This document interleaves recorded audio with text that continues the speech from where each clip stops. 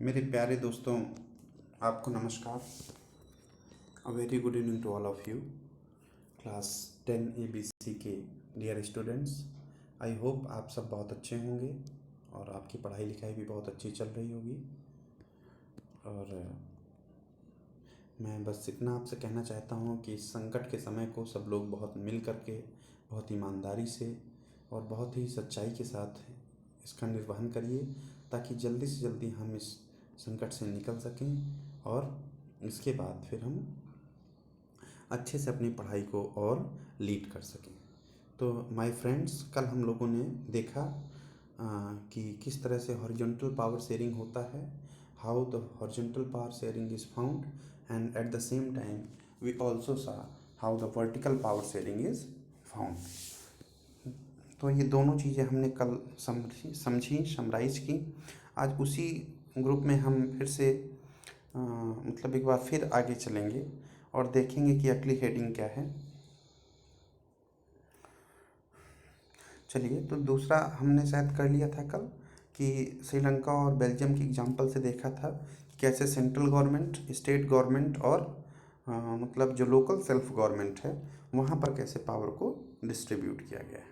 तो आज हम तीसरी देखेंगे कि power may also be shared, page number 9। Power may also be shared among different social groups, है ना।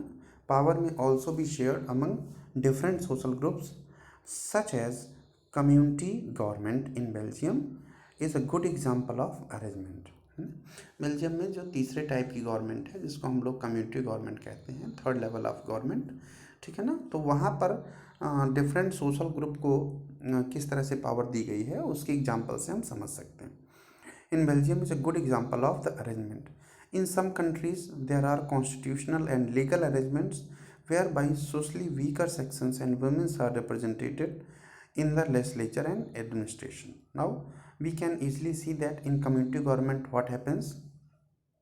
And apart from community government, if we discuss about the democracy of some another countries also, so in some other countries there are constitutional and legal arrangements whereby socially weaker section and women are represented in the legislature and administration. Now इस line को समझने के लिए हम सीधा सीधा India का example लेते हैं, ठीक है ना।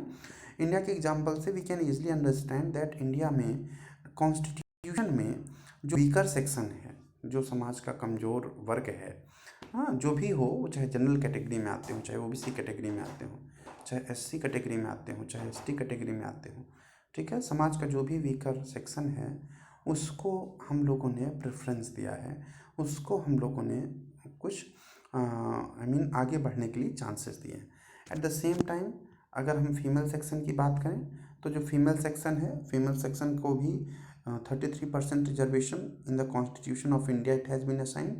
तो what we want to understand कि मतलब किसी किसी कंट्री में, country like India, some special rights have also been awarded to the weaker section as well as the women of the country for the representation for their representation in executive and legislative assembly or parliament in of a country. Last year we studied the system of reserved constituencies. Last year बिल्कुल पढ़ा हमने, class 9 में पढ़ा था ना, reserve constituencies का system.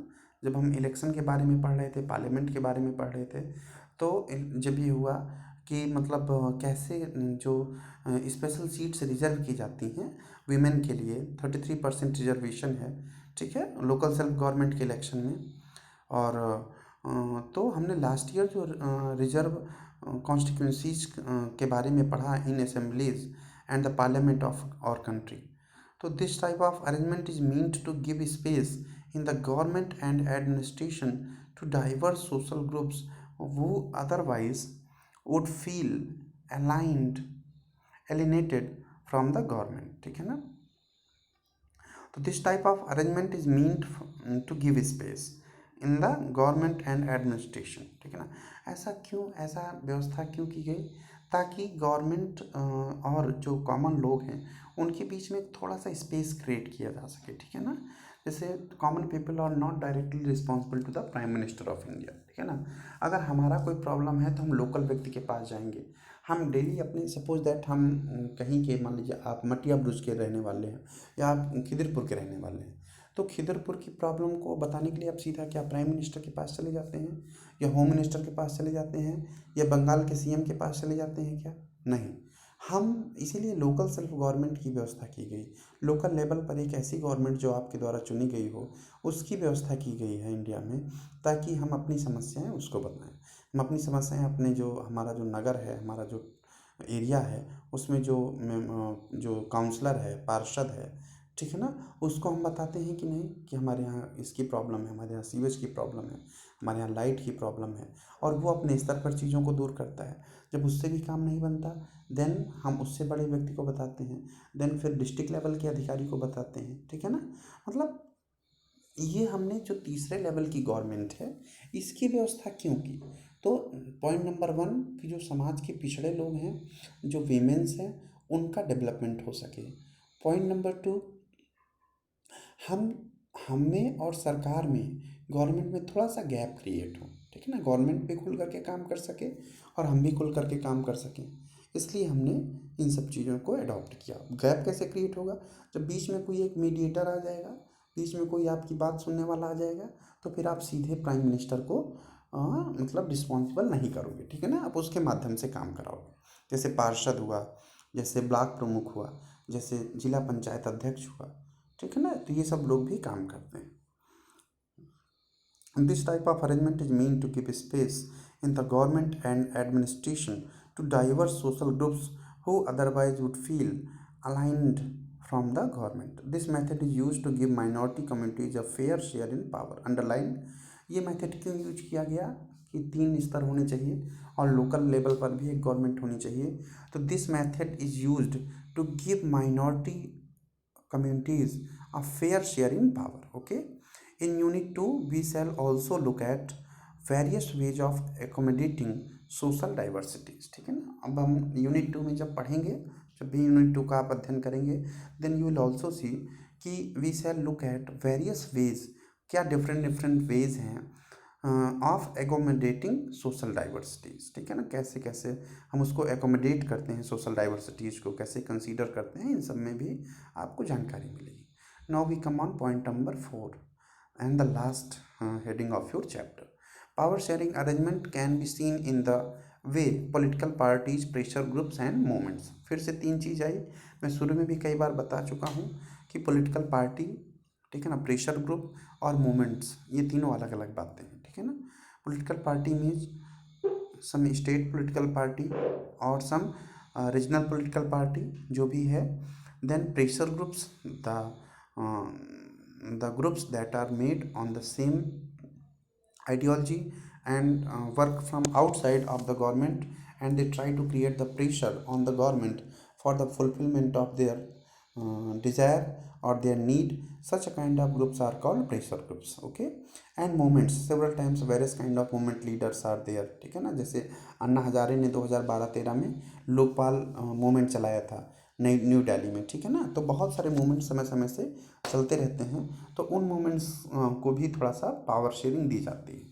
तो power sharing can also be seen in the way political parties, सब सारी पॉलिटिकल पार्टीज के पास कुछ ना कुछ पावर होती है, दी गई है।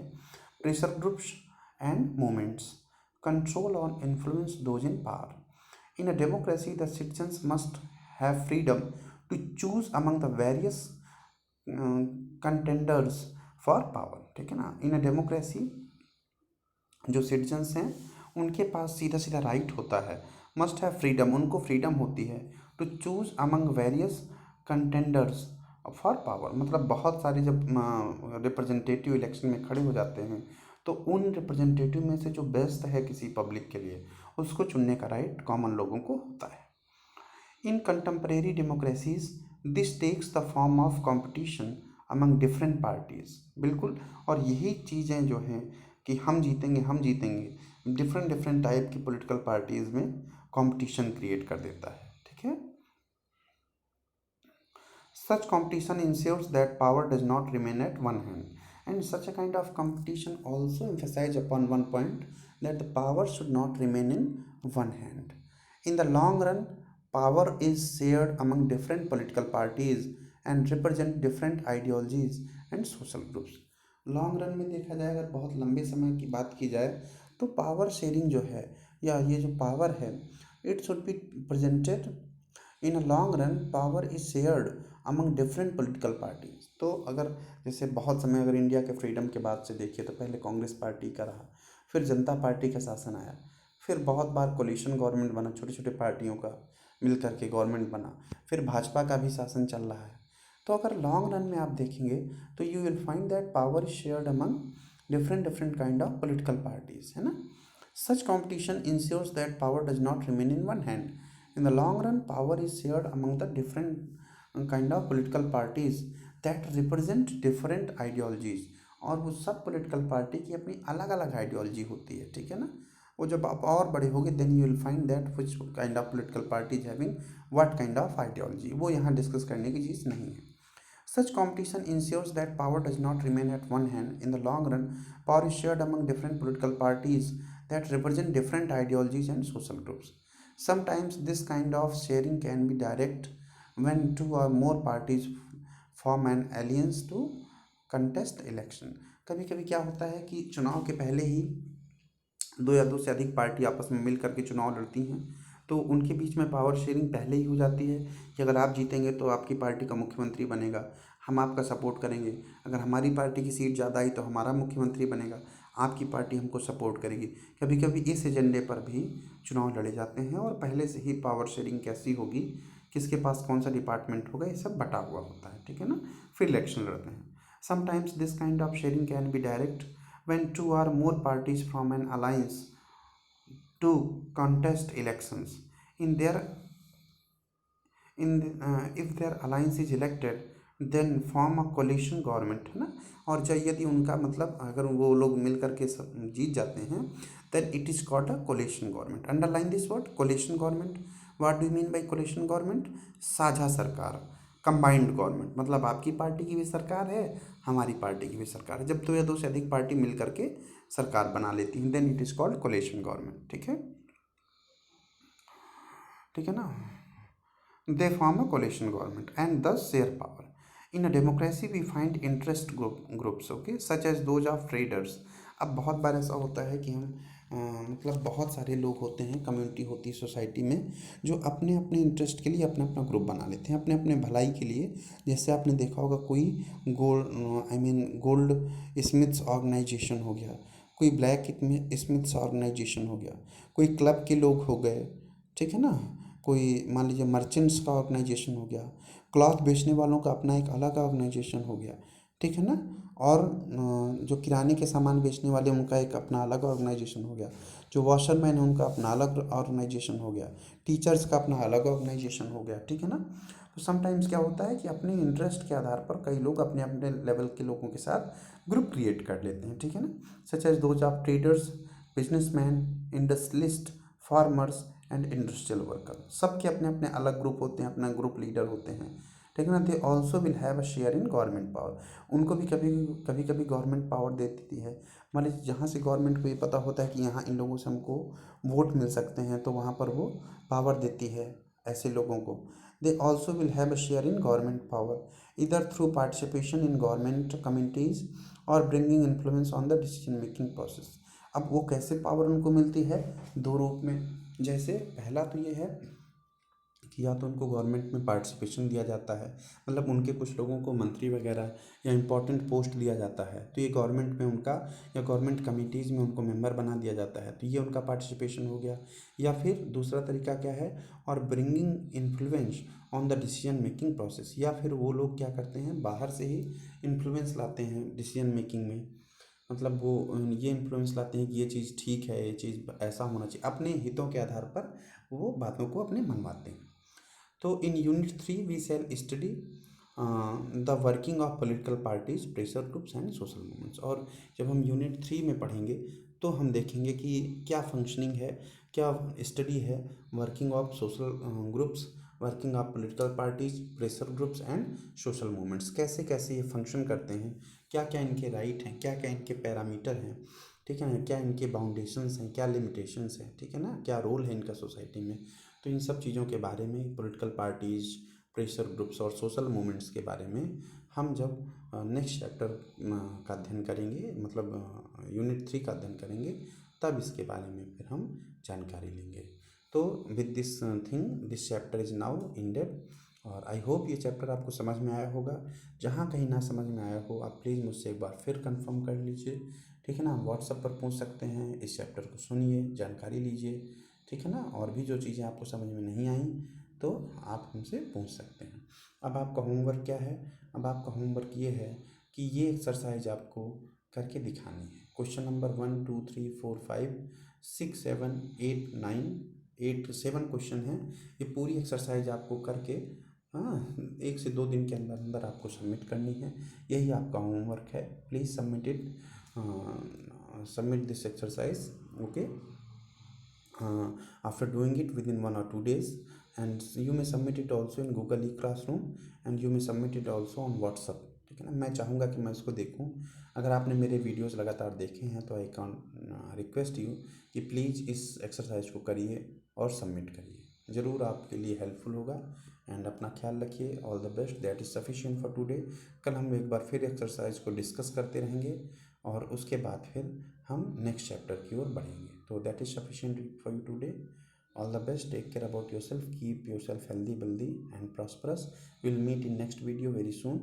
Now this chapter has been ended. Chapter number 1 is finished. Civics chapter number 1 is finished. What is your homework? You have to complete the exercise of this first chapter and you have to show it to me. Thank you for joining me. Good night.